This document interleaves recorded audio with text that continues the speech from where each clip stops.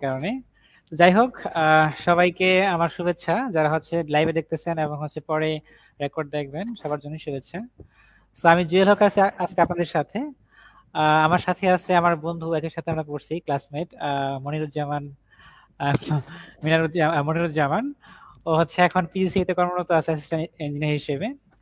এবং খুবই মানে হচ্ছে সৌভাগ্যবান একজন মানুষ যে হচ্ছে আমাদের ব্যাচের মধ্যে, আমি যদি ভুল না করি, সর্বপ্রথম সে হচ্ছে একটা সিকিউর জব হচ্ছে সিকিউর করে। আচ্ছা, আমি আর কথা না বাড়াই, যেহেতু আসলে আমি ক্লান্ত। আহ মনির শুরু করুক ইনশাআল্লাহ। আশা করি পিজিসিবি যে আমাদের সামনে 17 তারিখে পরীক্ষা আছে, এই বিষয়ে মনির আমাদের একটা সুন্দর দিক নির্দেশনা দিতে পারবে। তো মনির, তুমি শুরু করতে পারো। আসসালামু আলাইকুম। আমার নাম মনিরুজ্জামান। আমি পিজিসিবিতে 2021 সালের পরীক্ষায় 2022 সালের জানুয়ারিতে জয়েন করি। বর্তমানে আমি কর্মরত আছি বাংলাদেশের একমাত্র এইচভিডিসি স্টেশন, বাংলাদেশ ভারত বিদ্যুৎ সঞ্চালন কেন্দ্র, ভেড়ামারাতে। এই বাংলাদেশ ভারত বিদ্যুৎ সঞ্চালন কেন্দ্রের মাধ্যমে ইন্ডিয়া থেকে বাংলাদেশে 1000 মেগাওয়াট বিদ্যুৎ আনা হয়। এই তো। তো জুয়েল, তাহলে তুমি স্লাইডটা শেয়ার করবা? হ্যাঁ, স্লাইড, হ্যাঁ, এই তো স্লাইডটা আমি শেয়ার করতেছি। আর দেখা আছে স্লাইড? হ্যাঁ হ্যাঁ, দেখা যাচ্ছে। আমি কি মানে নেক্সট স্লাইডে যাব নাকি হচ্ছে এখান থেকে কিছু কথা বলবো? নেক্সট স্লাইডে চলে যাও। আচ্ছা। আচ্ছা, প্রথমেই পিজিসিবি সম্পর্কে একটু বলে নেই।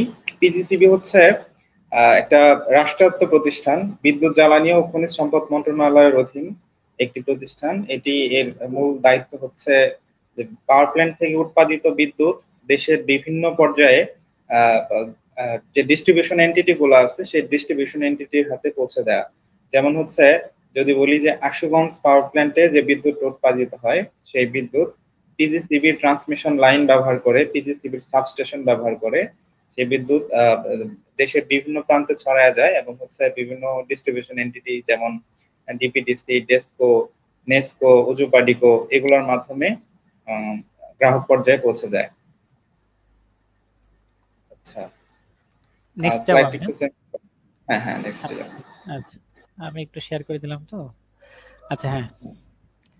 আচ্ছা, এগুলা বলা হয়েছে সম্ভবত, এত কিছু বলার দরকার নাই। আমি একটু দ্রুত হ্যাঁ, যাও যেহেতু আর হ্যাঁ। পিজিসিবি হচ্ছে বাংলাদেশের একমাত্র একমাত্র প্রতিষ্ঠান যারা পাওয়ার ট্রান্সমিশন করে। জেনারেশনে অনেকগুলো প্রতিষ্ঠান আছে, যেমন হচ্ছে বাংলাদেশ বিদ্যুৎ উন্নয়ন বোর্ড, তারপর Ashuganj power station company limited, north west power generation company limited, coal power generation company limited, এরকম আরো অনেক প্রতিষ্ঠান আছে জেনারেশনে। তারপরে হচ্ছে ডিস্ট্রিবিউশন অনেক প্রতিষ্ঠান আছে, যেমন বাংলাদেশ বিদ্যুৎ উন্নয়ন বোর্ড, বাংলাদেশ পল্লী বিদ্যুতায়ন বোর্ডের অধীন পিবিএস বা পল্লী বিদ্যুৎ সমিতি সমূহ। তারপর রয়েছে ঢাকার মধ্যে ডিপিডিসি, ডেসকো, ঢাকার বাইরে রয়েছে রাজশাহী অঞ্চলে বা উত্তরবঙ্গের দিকে রয়েছে নেসকো, তারপরে দক্ষিণবঙ্গের এদিকে রয়েছে উজুপাডিকো। এরকম 6টা প্রতিষ্ঠান রয়েছে ডিস্ট্রিবিউশনের জন্য। কিন্তু ট্রান্সমিশনের জন্য একমাত্র সারা দেশে সকল বিদ্যুতের ট্রান্সমিশন পিজিসিবি করে থাকে। পিজিসিবি একমাত্র ট্রান্সমিশনের লাইসেন্স প্রাপ্ত।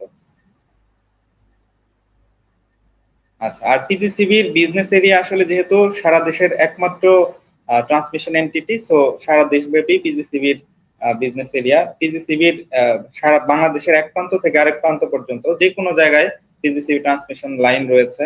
পিজিসিবির সাবস্টেশন এখন মোটামুটি প্রায় প্রত্যেকটা জেলায় সাবস্টেশন রয়েছে বলতে গেলে। ইভেন কোনো কোনো জেলার ক্ষেত্রে 4-5টা করেও সাবস্টেশন রয়েছে, নতুন নতুন সাবস্টেশন হচ্ছে। নেক্সট।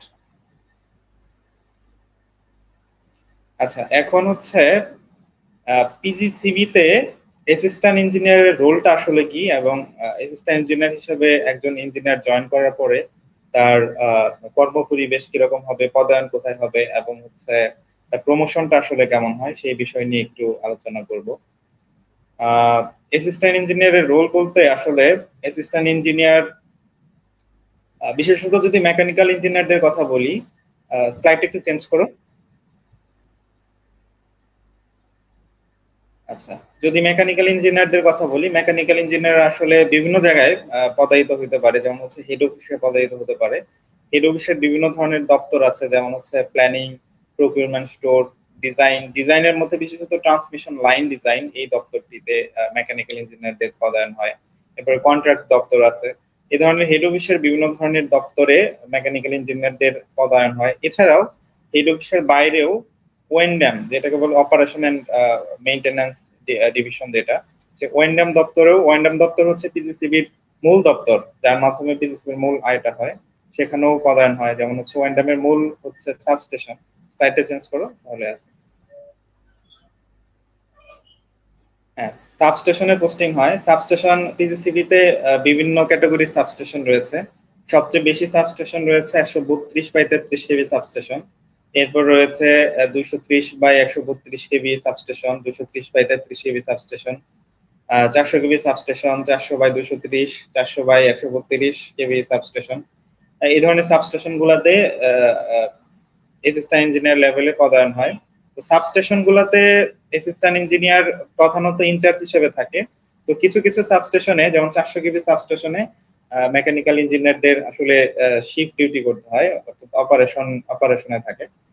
আর হচ্ছে এছাড়া এনএলডিসি তে পদায়ন হতে পারে।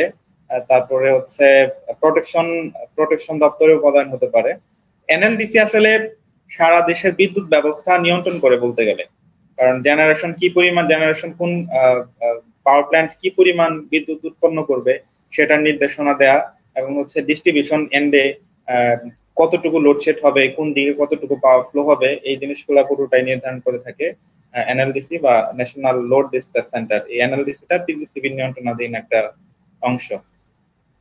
আচ্ছা, আমি যদি বলি যে হচ্ছে মানে ফরকাস্ট করা যে আগামী কালকে বা হচ্ছে নেক্সট ডেতে আমাদের কি পরিমাণ হচ্ছে ইলেকট্রিসিটি ডিমান্ড থাকবে, পাওয়ার ডিমান্ড, এটা কি হচ্ছে এনএলডিসি সম্ভবত আগে থেকে ফরকাস্ট করে, এরকম কিছু কি? হ্যাঁ হ্যাঁ, এটা ফোরকাস্ট করতে পারে। বিভিন্ন ধরনের ডিস্ট্রিবিউশন এন্টিটি যারা আছে এদের থেকে বিভিন্ন ধরনের ডাটা নিয়ে এনএলডিসি ফোরকাস্ট করে থাকে, এবং সেই ফোরকাস্টের উপর ভিত্তি করে একটা ইকোনমিক মেরিট অর্ডার তৈরি করে পিডিবির সাহায্যে। পিডিবির বেশিরভাগ পাওয়ার প্ল্যান্ট রয়েছে। আর এখানে একটা জিনিস বলে রাখা ভালো যে সারা দেশের সকল বিদ্যুৎ কিন্তু পিডিবি কিনে, এবং পিডিবি কিন্তু ডিস্ট্রিবিউশন এন্টিটির কাছে বিক্রি করে। পিডিবি হচ্ছে সিঙ্গেল বায়ার। তো এক্ষেত্রে বিদ্যুৎ ব্যবস্থার যে কোনো ক্ষেত্রেই হোক পিডিবির পরামর্শ নেওয়া অবশ্যই দরকার, এবং সবাই পিডিবির পরামর্শ নেয়। এক্ষেত্রে পিজিসিবি সবসময় পিডিবির পরামর্শ নিয়েই যে ইকোনমিক মেরিট অর্ডার তৈরি করে, অর্থাৎ কোন পাওয়ার প্ল্যান্ট চললে ইকোনমিক্যালি লাভ হবে, কোনটা হচ্ছে প্রায়োরিটি ভিত্তিতে চলবে, কোনটা লেস প্রায়োরিটি পাবে, এরকম ইকোনমিক মেরিট অর্ডার তৈরি হয়। এবং ইকোনমিক মেরিট অর্ডার অনুযায়ী এনএলডিসি পাওয়ার প্ল্যান্ট গুলাকে চলার নির্দেশনা দেয়, এবং হচ্ছে যে পরিমাণ পাওয়ার প্ল্যান্ট প্রস্তুত আছে ওই পরিমাণ বিদ্যুৎ গ্রাহক পর্যায়ে পৌঁছে দেওয়া যাবে। তো এর থেকে বেশি যে ডিমান্ডটা থাকবে সেটা হচ্ছে লোডশেড করে দিতে বলে এনএলডিসি। তো এনএলডিসি নির্দেশনাতেই আসলে লোডশেডটা হয়। আর এরপরে প্রজেক্টেও পোস্টিং হয়। প্রজেক্টে মেকানিক্যাল ইঞ্জিনিয়ারদের অনেকেরই পোস্টিং হয়। প্রজেক্টে আসলে অনেক ধরনের কাজই করতে হয়। তবে অ্যাসিস্ট্যান্ট ইঞ্জিনিয়ার লেভেলে সাধারণত বর্তমানে যেটা দেখা যায় সেটা হচ্ছে অফিস ওয়ার্কই বেশি করতে হয়। কিছু কিছু ক্ষেত্রে সাইট ওয়ার্ক থাকে। সাইট ওয়ার্কে বেশিরভাগ ক্ষেত্রে এসএই লেভেলে বা সাব অ্যাসিস্ট্যান্ট ইঞ্জিনিয়ার লেভেলের কাজ বেশি থাকে। তো প্রজেক্টে মেকানিক্যাল ইঞ্জিনিয়ারদের পদায়ন বেশি হয়। আচ্ছা, প্রজেক্টে যদি কেউ কাজ করে সেক্ষেত্রে কি আলাদা কোনো হচ্ছে তার সুযোগ সুবিধা পাওয়া বা হচ্ছে এটার মানে অভিজ্ঞতা দেখায় এসে অন্য কোনো জায়গায় কিছু করতে পারে, এরকম কোনো সুযোগ সুবিধা আছে কি? আলাদা সুযোগ সুবিধা বলতে পিজিসিবিতে আলাদা করে কোনো প্রজেক্ট অ্যালাউন্স নাই। অন্য সবার যে স্যালারি সেম স্যালারি পাবে, তবে থাকে। তো ঢাকায় দপ্তর থাকার কারণে বাসা ভাড়া ঢাকার লেভেলে পায়, অর্থাৎ ঢাকায় বাসা ভাড়া 60%, সে 60% পাবে। আর হচ্ছে এছাড়া এক্সট্রা কোনো বেনিফিট নাই। হয়তো সাইটে যেতে হলে সেক্ষেত্রে টিএডিএ পাবে। আর অনেক ক্ষেত্রে প্রজেক্টে কাজের প্রেশার একটু বেশি থাকে, যেমন হচ্ছে বন্ধের দিনগুলোতে, ছুটির দিনগুলোতে সাইট থাকতে পারে। এই তো। আর আসলে সাবস্টেশনে অ্যাসিস্ট্যান্ট ইঞ্জিনিয়ার আসলে ওয়ান ম্যান আর্মি। মানে অ্যাসিস্ট্যান্ট ইঞ্জিনিয়ার মূলত একটা সাবস্টেশনের ইনচার্জ থাকে 400 কেবি ব্যতীত। অন্যান্য যেমন 132 কেবি বা হচ্ছে 230 কেবি, 132 কেবি 230 কেবি লেভেলের সাবস্টেশনে অ্যাসিস্ট্যান্ট ইঞ্জিনিয়ার এবং সাব ডিভিশনাল ইঞ্জিনিয়ার, অর্থাৎ অ্যাসিস্ট্যান্ট ইঞ্জিনিয়ারের পরের ধাপ, একটা প্রমোশন পাওয়ার পরে সাব ডিভিশনাল ইঞ্জিনিয়ার হয়। এরা হচ্ছে মূলত সাবস্টেশনের ইনচার্জ থাকে। আর ইনচার্জ বলতে গেলে পুরো সাবস্টেশনের দায়িত্ব তার হাতে। সাবস্টেশনের মেইনটেনেন্স, সাবস্টেশন অপারেশন, যে কোনো ধরনের দুর্ঘটনা, সবকিছুর দায় ইনচার্জের, অর্থাৎ ইনচার্জের হাতে ফাইন্যান্সিয়াল যে কোনো ধরনের প্রকিউরমেন্ট রিলেটেড কাজকর্ম করতে হলে ইনচার্জকে করতে হবে। যে কোনো ধরনের যে কোনো প্রবলেম, যে কোনো ধরনের ডেভেলপমেন্ট অ্যাক্টিভিটিস সবকিছুর সাথেই আসলে ইনচার্জকে জড়িত থাকতে হবে। ইনচার্জ অর্থাৎ অ্যাসিস্ট্যান্ট ইঞ্জিনিয়ার অথবা sub divisional engineer, one man army বলতে গেলে। আচ্ছা, সেক্ষেত্রে কি মানে হচ্ছে কোনো পাওয়ার প্র্যাকটিস বা সামথিং লাইক কোনো কিছু সুযোগ আছে? পিজিসিবি আসলে পিজিসিবিতে পাওয়ার প্র্যাকটিসের সুযোগ খুব কম, তবে কেউ যদি চায় করতে পারে।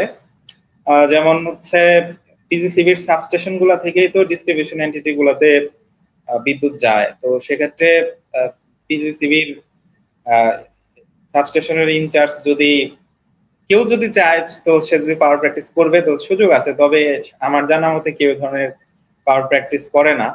তো পিজিসিবি তো মানে পাবলিক ফাংশন নাই পিজিসিবির, তো মানুষও চিনে না ওইভাবে, আর হচ্ছে পিজিসিবি ব্র্যান্ডিং করে না। পিজিসিবি যে ধরনের প্রতিষ্ঠান, যত বড় প্রতিষ্ঠান যত বড় গুরুত্বপূর্ণ প্রতিষ্ঠান, এটা আসলে কেউ জানে না, বুঝে না, কারণ পিজিসিবি ব্র্যান্ডিং করে না নিজেদের। আচ্ছা আচ্ছা, আর এখন হচ্ছে প্রমোশন আসলে কিরকম।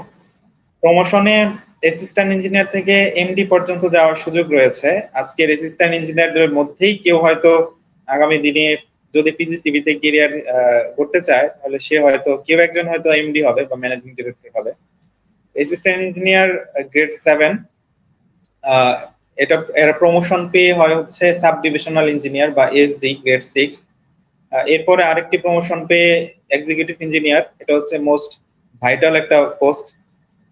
এক্সিকিউটিভ ইঞ্জিনিয়ার হয়, এটা হচ্ছে গ্রেড 5।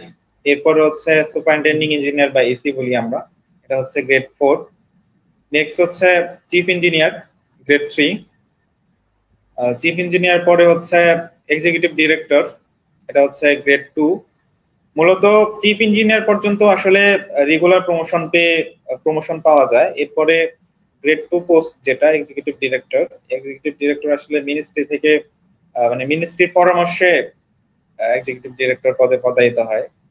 এক্সিকিউটিভ ডিরেক্টরে পিজিসিবি তে বর্তমানে 4টা পোস্ট রয়েছে, এর মধ্যে 2টি টেকনিক্যাল পোস্ট আর 2টি হচ্ছে non technical post. Non technical পোস্টের এক্সিকিউটিভ ডিরেক্টর হিসেবে মিনিস্ট্রি থেকে অ্যাডমিন ক্যাডারের লোক পদায়িত হয় সাধারণত, এবং জয়েন্ট সেক্রেটারি বা এডিশনাল সেক্রেটারি লেভেলে এক্সিকিউটিভ ডিরেক্টর পদে আসেন। 2টা post, ED finance R E D HR. আর 2টা টেকনিক্যাল পোস্ট রয়েছে, এক্সিকিউটিভ ডিরেক্টর ওএনডএম বা অপারেশন মেইনটেনেন্স, আর হচ্ছে এক্সিকিউটিভ ডিরেক্টর পিএনডি বা প্ল্যানিং এন্ড ডেভেলপমেন্ট। এই 2টা পোস্ট হচ্ছে ইঞ্জিনিয়ারদের জন্য। অর্থাৎ আজকের দিনের যারা অ্যাসিস্ট্যান্ট ইঞ্জিনিয়ার, সামনে হয়তো কোনো এক সময় তাদের মধ্য থেকে কেউ executive director O and M, executive director P and D হবে। আর এদের হাতেই মূলত পিজিসিবির মূল কর্মকাণ্ড পরিচালিত হয়।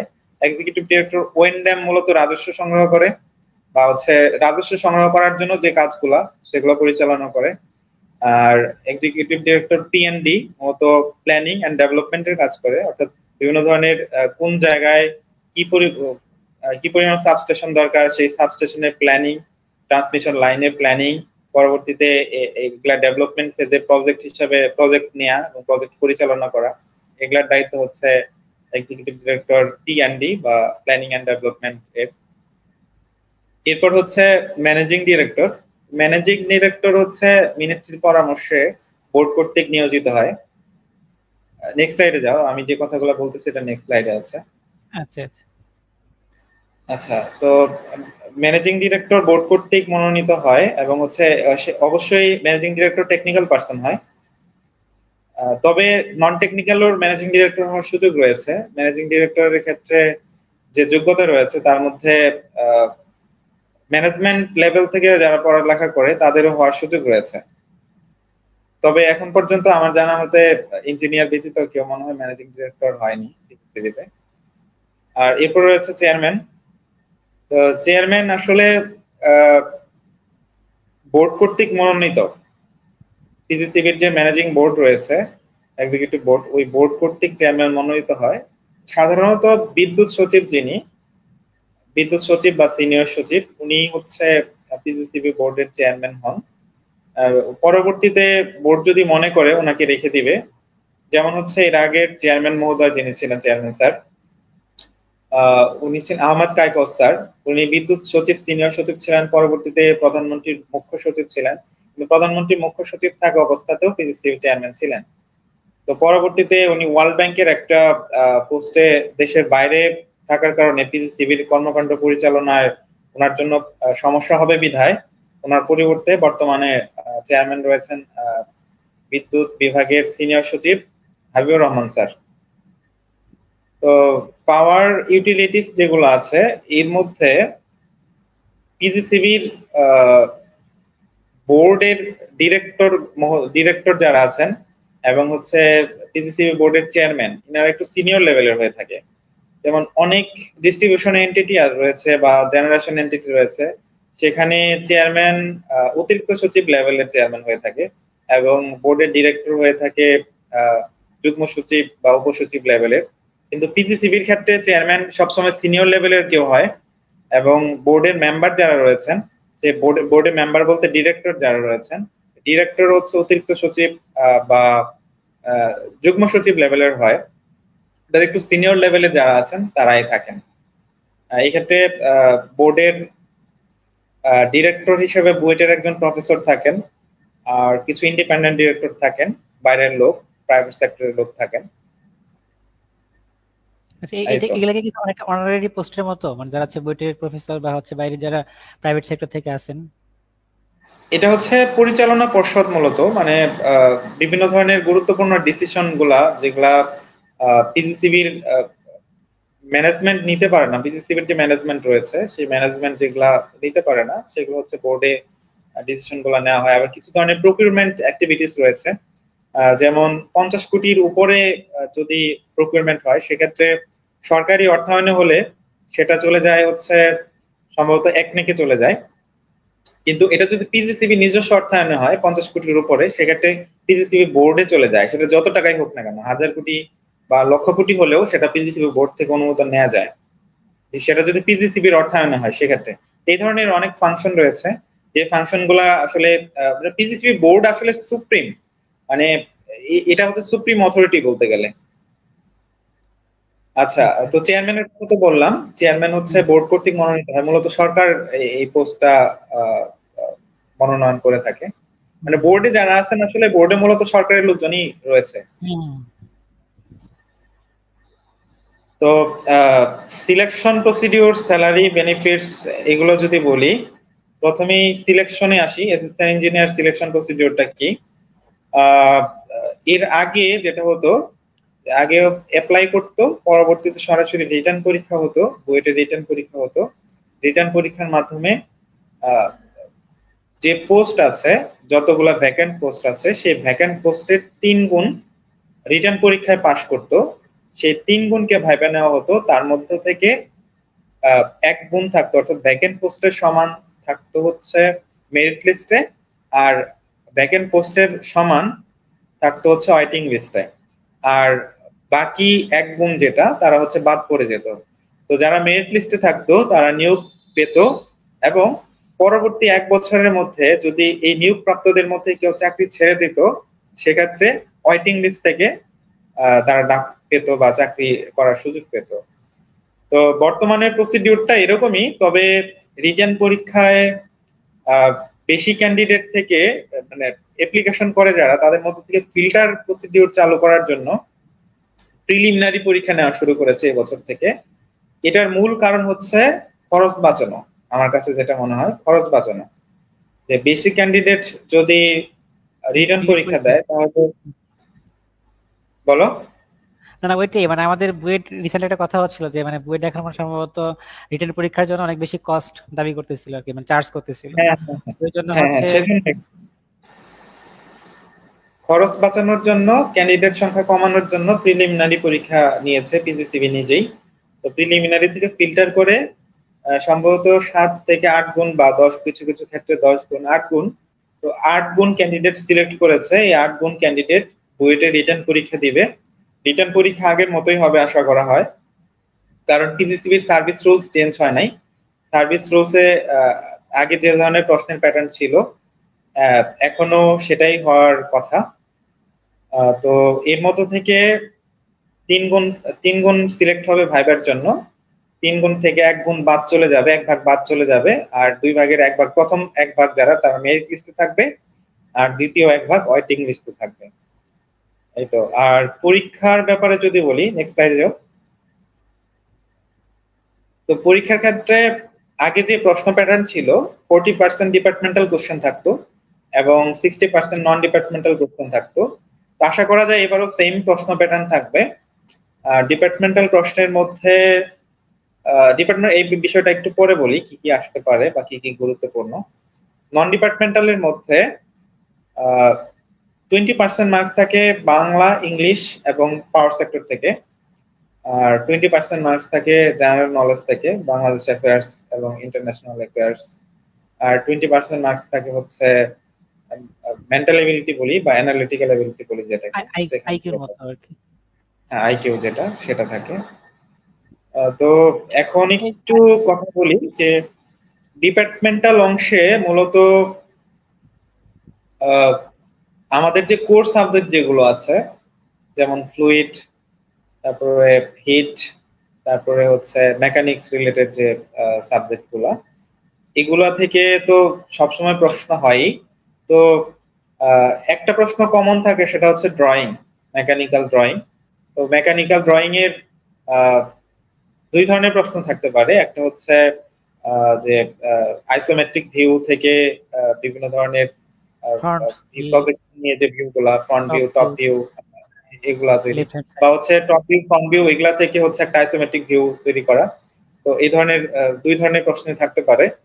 আর হচ্ছে যে জায়গাটায় বেশি গুরুত্ব দেওয়া দরকার সেটা হচ্ছে বিভিন্ন ধরনের সেকশনাল ভিউ অনেক সময় চাই সাইকেল গুলা, বিভিন্ন ধরনের থার্মোডাইনামিক সাইকেল বা রেফ্রিজারেন্ট সাইকেল, যে যত ধরনের সাইকেল রয়েছে সব ধরনের সাইকেল গুরুত্বপূর্ণ।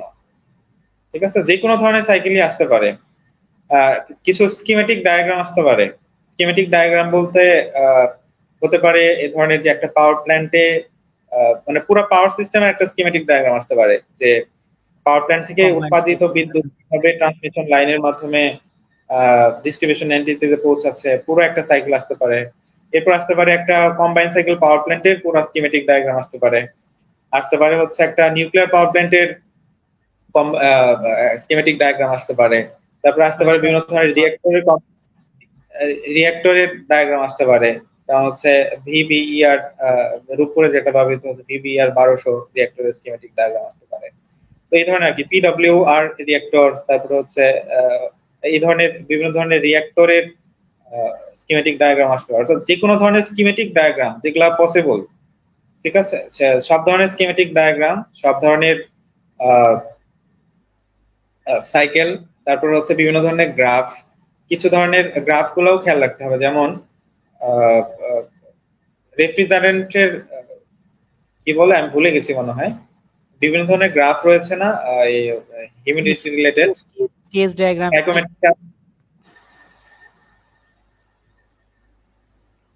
সাইকোমেট্রি টাইপের যে ধরনের গ্রাফ রয়েছে, ওই গ্রাফগুলো ভালো করে দেখতে হবে, ওগুলা মাঝে মাঝে আসে। তো এই জিনিসগুলো আমি কেন বলতেছি, কারণ বুয়েটে যে পরীক্ষাগুলো হয় ওই পরীক্ষার মধ্যে ডিফারেন্স তৈরি করে মূলত একটা প্রশ্ন। দেখা যায় যে 10টা প্রশ্ন থাকলো, এর মধ্যে 8টা প্রশ্ন মোটামুটি ম্যাক্সিমাম মানুষজন পারলো, আর 2টা বা 1টা প্রশ্ন থাকলে একটু কঠিন টাইপের প্রশ্ন, ওই প্রশ্নটা যারা পারতেছে তাদের চাকরি হবে। আমাদের সময় পরীক্ষায় যেটা হয়েছিল, ডিপার্টমেন্টাল অংশে মনে হয় একটা প্রশ্ন একটু কঠিন ছিল, ওই প্রশ্নটা অনেকেই পারে নাই, যারা পারে নাই তারা অনেক পিছিয়ে গেছে। আর আমাদের সময় তো নন ডিপার্টমেন্টাল পার্টটা একটু কঠিন ছিল বলতে গেলে। তো সেই জন্য যারা ডিপার্টমেন্টালে একটা মানে 100% পারে নাই, বা হচ্ছে যারা হচ্ছে 90% অ্যান্সার করতে পারে নাই, তারা আসলে চাকরি পায় নাই। তো ডিপার্টমেন্টাল অংশটা খুব গুরুত্বপূর্ণ। নন ডিপার্টমেন্টালে প্রিপারেশন মোটামুটি সবার কাছাকাছি লেভেলেই থাকে, যারা একটু হার্ডকোর ক্যান্ডিডেট রয়েছে তো তাদের নন ডিপার্টমেন্টাল প্রিপারেশন কাছাকাছি লেভেলেই থাকে, কিন্তু ডিপার্টমেন্টাল অংশে ওই একটা বা 2টা প্রশ্ন একটু প্রবলেম হয়ে যায়। তো এই জিনিসগুলা ভালো করে দেখতে হবে। আনকমন যে জিনিসগুলো আছে ওই জিনিসগুলা ভালো করে খেয়াল করতে হবে। সব ধরনের ফর্মুলা খেয়াল রাখতে হবে,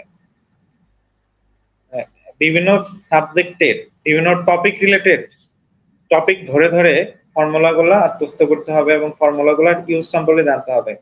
যেমন বিভিন্ন ধরনের ফ্লো মিটার রয়েছে, যেমন ভেঞ্চুরি মিটার। এই ভেঞ্চুরি মিটারের ফর্মুলা, ভেঞ্চুরি মিটার দিয়ে কিভাবে ফ্লো মেজার করা হয়, এই রিলেটেড একটা ম্যাথ থাকতে পারে। হ্যাঁ, তারপর হচ্ছে পিটর টিপ দিয়ে ম্যাথ থাকতে পারে। এই ধরনের জিনিসগুলো ভালো করে জানতে হবে। বার্নৌলিস আর ইকুয়েশন থেকে জি, বার্নৌলিস ইকুয়েশন আর কি, মানে খুব মানে হচ্ছে বেশিরভাগ হ্যাঁ, সময় দেখা যায় বার্নৌলিস ইকুয়েশন তো কোন জিনিস, এটা থেকে থাকবেই। বার্নৌলিস ইকুয়েশন থেকে অ্যাপ্লাইড যে জিনিসগুলো আসে, সরাসরি বার্নৌলিস ইকুয়েশন না, অ্যাপ্লিকেশন, সেখান থেকেও প্রশ্ন থাকতে পারে। আর এরপরে হচ্ছে আপডেট হচ্ছে বিভিন্ন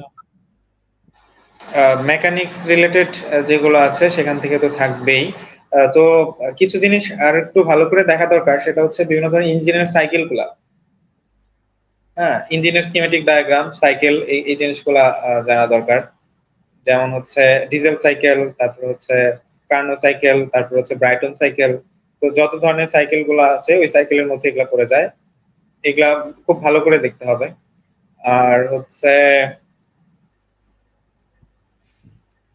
অনেক সময় ইঞ্জিনের ক্ষেত্রে হচ্ছে ওই যে ব্রেক স্পেসিফিক ফুয়েল কনজাম্পশন দেওয়া থাকে বিএসএফসি, দেন ওইখান থেকে হচ্ছে ডিফারেন্ট হচ্ছে কি বলে এফিসিয়েন্সি বা এই ধরনের কিছু অঙ্ক টঙ্ক অনুসরণ করতে হয় আর কি। ইঞ্জিনের ক্ষেত্রে যে বিভিন্ন ধরনের ম্যাথ থাকে, ওই ম্যাথ গুলা করতে হবে। তারপরে যে ইঞ্জিন রিলেটেড যে কার্ভ গুলো আছে, যেমন হচ্ছে বেস্ট ইফিসিয়েন্ট পয়েন্ট বা হচ্ছে মিন ইফেক্টিভ প্রেসার নির্ণয়, এই এই জাতীয় জিনিসগুলা, এমইপি, এই জাতীয় জিনিসগুলো ভালো করে দেখতে হবে। এরপর ইন্ডিকেটেড পাওয়ার কিছু থেকে আর কি বের করতে হ্যাঁ হয়। হ্যাঁ হ্যাঁ হ্যাঁ, ইন্ডিকেটর পাওয়ার। তারপরে হচ্ছে থিওরিটিক্যাল কিছু জিনিস অবশ্যই দেখে যেতে হবে। থিওরিটিক্যাল জিনিসের মধ্যে রয়েছে স্ক্যাভেঞ্জিং, বয়লার, ওই যে বয়লার ইঞ্জিনের ক্ষেত্রে, রিলেটেড। বলো। ওই যে ইঞ্জিনের ক্ষেত্রে বলতেছিলাম অনেক সময় যে স্ক্যাভেঞ্জিং বা বিভিন্ন এই ধরনের কিছু থিওরিটিক্যাল জিনিস অনেক সময় ইঞ্জিন থেকে আসে আর কি। ইঞ্জিন থেকে আসে। তারপর বয়লারের থেকে সমস্যা, বয়লার থেকে আসতে পারে, বয়লার অ্যাক্সেসরিজ, তারপরে হচ্ছে বয়লার মাউন্টিংস, বয়লার ড্রপ তারপরে অনেক হ্যাঁ হ্যাঁ, তারপরে বয়লার স্কিমেটিক ডায়াগ্রাম আসতে পারে। তারপর ওয়াটার ট্রিটমেন্ট কিভাবে করা হয় সেটা আসতে পারে, বয়লার ওয়াটার ট্রিটমেন্ট। তারপর কম্বাইন্ড সাইকেল পাওয়ার প্ল্যান্টের কিছু পার্ট পার্ট বাই পার্ট কিছু জিনিস আসতে পারে, এইচআরএসজি কি বা এইচআরএসজি কোথায় ব্যবহার করা হয়, বা এই সম্পর্কে টিকা আসতে পারে ছোট। তো এই জিনিসগুলো আর কি একটু ভালো করে, অর্থাৎ মানে চাকরি পেতে হলে আসলে বাদ দেওয়ার মতো কোনো কিছু নাই। এট লিস্ট সত্যি বেসিক কথা গুলো বলতে, মানে ফান্ডামেন্টাল হ্যাঁ, যেগুলো আর বেসিক কি। জিনিসগুলো, ফান্ডামেন্টাল ইঞ্জিনিয়ারিং জিনিসগুলো যেগুলো হচ্ছে 4 বছরে যে জিনিসগুলো পড়া হয়, এর মধ্যে ফান্ডামেন্টাল জিনিসগুলো আসলে বাদ দেওয়ার মতো কিছু না। বাদ সেগুলোই দেওয়া যায় যেগুলো অনেক বেশি টাফ, বেসিকের বাইরে অ্যাপ্লাইড জিনিস, আর যেগুলো ম্যাথ গুলো অনেক বড় বড়। যেমন আমাদের টার্ম ফাইনাল পরীক্ষায় যে বড় বড় ম্যাথ থাকতো বা হচ্ছে ডিরাইভেশন থাকতো, ওই জিনিসগুলো বাদ দেওয়া যায়। আমার কিন্তু কিছু মানে বেসিক, ডিজাইন টাইপের কিছু ম্যাথ থাকতো যেগুলো হচ্ছে অনেক বড় ছিল, হিট ট্রান্সফারের ক্ষেত্রে কিছু ডিজাইন টাইপের ম্যাথ ছিল না, সো এইগুলো হচ্ছে ওগুলা ওগুলা দরকার নেই। তো হিট ট্রান্সফারের ক্ষেত্রে বাউন্ডারি লেয়ারটা গুরুত্বপূর্ণ। তো বাউন্ডারি লেয়ার, তারপর বিভিন্ন ধরনের নাম্বার, যেমন ম্যাক নাম্বার, তারপর হচ্ছে আহ, বিভিন্ন ধরনের যে নাম্বার রয়েছে, সেই নাম্বার গুলা একটু খেয়াল রাখতে হবে। এগুলো অনেক সময় আসে, ওগুলা ডেফিনেশন গুলা, ওগুলার সূত্র গুলা একটু খেয়াল রাখতে হবে। তো ডিপার্টমেন্টাল অংশে এই জিনিসগুলা, আর নন ডিপার্টমেন্টাল অংশে গতানুগতিক প্রশ্নই হয়। তবে সাধারণ জ্ঞান অংশে চলমান যে সরকারের যে বিভিন্ন ধরনের উন্নয়নমূলক কর্মকাণ্ড, যে প্রকল্পগুলো রয়েছে, এই প্রকল্পগুলো সম্পর্কে একটু ভালো জ্ঞান রাখতে হবে। যেমন মেট্রো রেলের যে আপকামিং যে সেকশন গুলো রয়েছে, সামনে কোনগুলো চালু হবে, কোনটা দৈর্ঘ্য কতটুকু, কোনটা পাতাল, কোনটা পাতাল হচ্ছে, এই জিনিসগুলো একটু খেয়াল রাখতে হবে, কোন লাইনটা সবচেয়ে বড়। আহ, তারপরে হচ্ছে আহ, আরো অন্যান্য যে মেগা প্রজেক্ট গুলো রয়েছে, সে মেগা প্রজেক্ট সম্পর্কে জানতে হবে। রূপপুর সম্পর্কে প্রশ্ন হতে পারে, রূপপুর পারমাণবিক বিদ্যুৎ কেন্দ্র নিয়ে। বেশ তারপর কয়েকটা কোল হচ্ছে কোল বেস পাওয়ার প্ল্যান্ট হচ্ছে, এগুলো নিয়ে জানতে। হ্যাঁ হ্যাঁ, এই ধরনের প্রশ্ন আসতে পারে। আর সবসময় কারেন্ট যে সিনারিও গুলা মেগা প্রজেক্ট রিলেটেড, এই এই জিনিসগুলো থেকে প্রশ্ন হয়। আর পাওয়ার সেক্টর থেকে সবচেয়ে গুরুত্বপূর্ণ যেটা, সেটা হচ্ছে পাওয়ার ডিভিশনের ওয়েবসাইটটা খুব ভালো করে দেখতে হবে। পাওয়ার ডিভিশন, পাওয়ার সেল, স্ট্রেডা, পিজিসিবি, এই ওয়েবসাইটের আপডেটেড তথ্যগুলা জানতে হবে। স্ট্রেডা থেকে রিনিউয়েবল এনার্জি রিলেটেড যে ইনফরমেশন গুলো আছে সেগুলো ভালো করে দেখতে হবে। পিজিসিবি থেকে পিজিসিবি রিলেটেড ইনফরমেশন গুলা ভালো করে জানতে হবে। পাওয়ার ডিভিশনের ওয়েবসাইট থেকে পাওয়ার ইউটিলিটিস, যতগুলো পাওয়ার ইউটিলিটিস রয়েছে পাওয়ার ডিভিশনের আন্ডারে এগুলো পাওয়া যাবে। আর পাওয়ার ডিভিশনের ওয়েবসাইট থেকে এক নজরে একটা সেকশন আছে পাওয়ার ডিভিশনের ওয়েবসাইটে, ওখান থেকে পুরো পাওয়ার সেক্টরের সামারিটা পাওয়া যাবে। পিডিবির ওয়েবসাইটে গেলে ডিটেইল ইনফরমেশন পাওয়া যাবে। পিডিবির ওয়েবসাইট থেকে যে দেশের সবচেয়ে বেশি বিদ্যুৎ উৎপন্ন হচ্ছে কোন জ্বালানি থেকে, হ্যাঁ এই জিনিস এটা পাওয়া যাবে। বা হচ্ছে পার্সেন্ট আকারেও দেওয়া থাকে আর কি, পার্সেন্ট আকারে দেওয়া থাকে। তো পিডিবির ওয়েবসাইট, পাওয়ার ডিভিশনের ওয়েবসাইট, পাওয়ার সেলের ওয়েবসাইট, স্ট্রেটার ওয়েবসাইট, পিজিসিবির ওয়েবসাইট, এই 5টা ওয়েবসাইট অবশ্যই দেখতে হবে, আপডেটেড তথ্যগুলো জানতে হবে, সাথে বাংলাদেশের পাওয়ার সেক্টরের ইতিহাসটা একটু জানতে হবে। আর এরপরে বিপিএমআই বা বাংলাদেশ পাওয়ার ম্যানেজমেন্ট ইনস্টিটিউট, বিভিন্ন ধরনের পাওয়ার রিসার্চ ইনস্টিটিউট রয়েছে, এই ইনস্টিটিউট সম্পর্কে একটু জানতে হবে, খুব ডিটেইলে না, কত সালে প্রতিষ্ঠিত হয় এবং হচ্ছে কোথায় অবস্থিত, এই জিনিসটা জানলেই হবে। আর এই তো পাওয়ার সেক্টর রিলেটেড। এরপরে রয়েছে পরীক্ষা ক্ষেত্রে কি মানে পিজিসিবির ওয়েবসাইটটাকে আরেকটু বেশি করে মানে ভালো করে দেখে যাওয়া উচিত, এরকম কিছু কি? পিজিসিবির ওয়েবসাইট থেকে পিজিসিবি শেয়ার রিলেটেড অংশগুলো ভালো করে দেখতে হবে। পিজিসিবির বর্তমান ট্রান্সমিশন ক্যাপাসিটিটা জানতে হবে ভালো করে। তারপরে হচ্ছে পিজিসিবি কত সালে প্রতিষ্ঠিত হয়, পিজিসিবি লাইসেন্স পেয়েছে কত সালে, কোন আইনের অধীনে পিজিসিবি প্রতিষ্ঠিত হয়, এই জিনিসগুলো একটু এক নজরে পিজিসিবি ওয়েবসাইটে পিজিসিবি সম্পর্কে যে ইনফরমেশন গুলো রয়েছে, এসবিডিসি যেটা আর কি হাই ভোল্টেজ ডিসি, এটাই। তারপর হচ্ছে কি পরিমাণ হচ্ছে ওই আমদানি। হ্যাঁ, যেমন আমি কিন্তু এইচবিডিসি তে রয়েছি, আমার বর্তমান কর্মস্থল এইচবিডিসি, যেটার মানে অফিসিয়াল নাম হচ্ছে বাংলাদেশ ভারত বিদ্যুৎ সঞ্চালন কেন্দ্র। এটা হচ্ছে একটা HVDC station, high voltage direct current, HVDC back to back station. India থেকে 1000 মেগাওয়াট বিদ্যুৎ এই স্টেশনের মাধ্যমে আসে। এটা মূলত এইচবিডিসি স্টেশনটা বাংলাদেশ গ্রিড এবং ইন্ডিয়ান গ্রিডটাকে সংযুক্ত করেছে এবং একই সাথে সেপারেট করেছে। অর্থাৎ এইচবিডিসির মাধ্যমে বাংলাদেশ গ্রিড এবং ইন্ডিয়ান গ্রিড সংযুক্ত। আচ্ছা, আর ইন্ডিয়া থেকে, হ্যাঁ বলো। না তুমি শেষ করো, সমস্যা নেই। আচ্ছা, ইন্ডিয়া থেকে 1000 মেগাওয়াট বিদ্যুৎ আমদানি করা হচ্ছে এইচবিডিসি স্টেশনের মাধ্যমে। এছাড়া কুমিল্লা দিয়ে আরো 160 মেগাওয়াট বিদ্যুৎ আমদানি করা হচ্ছে, সেটা একটা সাবস্টেশনের মাধ্যমে করা হচ্ছে। ওই সাবস্টেশনটা আসলে ইন্ডিয়ান গ্রিডের সাথে সংযুক্ত। যখন বিদ্যুৎ আসে বাংলাদেশে তখন বাংলাদেশ গ্রিডের সাথে সংযুক্ত না, ওই সাবস্টেশনটা সংযুক্ত থাকে না। আবার যখন ইন্ডিয়া থেকে বিদ্যুৎ আসা বন্ধ থাকে তখন ওটা বাংলাদেশ গ্রিডের সাথে সংযুক্ত থাকে। বাংলাদেশ গ্রিডের সাথে সংযুক্ত হয়ে ওই সাবস্টেশন থেকে যে এরিয়াতে বিদ্যুৎ সরবরাহ হয় ওই এরিয়াতে বিদ্যুৎ চলে যায়। অর্থাৎ কুমিল্লায় যে সাবস্টেশনের মাধ্যমে ইন্ডিয়া থেকে বিদ্যুৎ আসে, যখন ইন্ডিয়া থেকে আসে তখন বাংলাদেশ থেকে সম্পূর্ণ বিচ্ছিন্ন হয়ে যায়, ওটা ইন্ডিয়ান গ্রিডের সাথে যুক্ত হয়ে যায়। আর যখন ইন্ডিয়া থেকে বিচ্ছিন্ন হয়ে যায় তখন বাংলাদেশ গ্রিডের সাথে সংযুক্ত থাকে। আর এইচবিডিসির মাধ্যমে যেটা আসে এটা গ্রিড টু গ্রিড কানেকশন।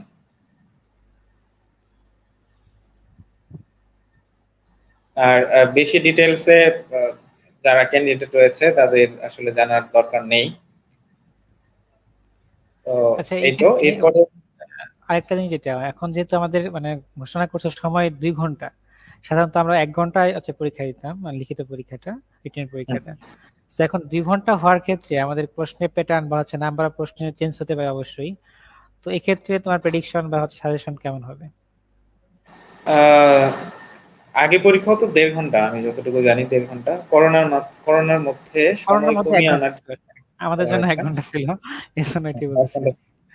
তো এখন 2 ঘন্টা করেছে, সেক্ষেত্রে প্রশ্নের সংখ্যা বাড়তে পারে। যেমন আমাদের সময় মনে হয় 5টা প্রশ্ন ছিল রিটেন, এই ক্ষেত্রে মনে হয় 10টা প্রশ্ন করতে পারে। রিটেন 10টা প্রশ্ন আসতে পারে, 4 নাম্বার করে, 4 × 40। আর হচ্ছে এমসিকিউ তে আমাদের সময় মনে হয় পাওয়ার সেক্টর থেকে 10টা প্রশ্ন ছিল, 20 নম্বর, 2 করে ছিল। এই ক্ষেত্রে এমসিকিউ তে 60টা প্রশ্ন থাকতে পারে 60 মার্কসের, অথবা হাফ মার্কসেরও কিছু প্রশ্ন থাকতে পারে, অথবা নন ডিপার্টমেন্টাল অংশে কিছু থিওরিটিক্যাল প্রশ্ন থাকতে পারে। 2 নাম্বারের কিছু থিওরিটিক্যাল প্রশ্ন থাকতে পারে।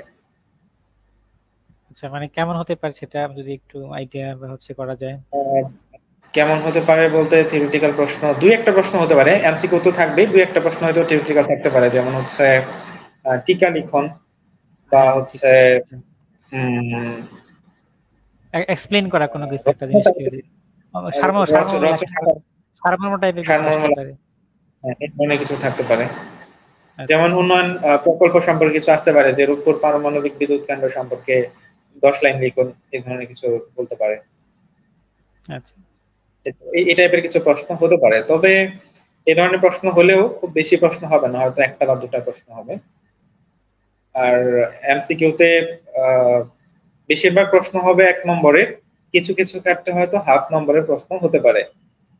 আর ডিপার্টমেন্টাল প্রশ্নের সংখ্যা বাড়বে, অবশ্যই বাড়বে। যেহেতু আমাদের সময় বাড়া দিচ্ছে দ্বিগুণ প্রায়। হ্যাঁ, সময় বাড়িয়েছে, তো ডিপার্টমেন্টাল প্রশ্নের সংখ্যা বাড়বে, মিনিমাম আচ্ছা 10টা প্রশ্ন থাকবে।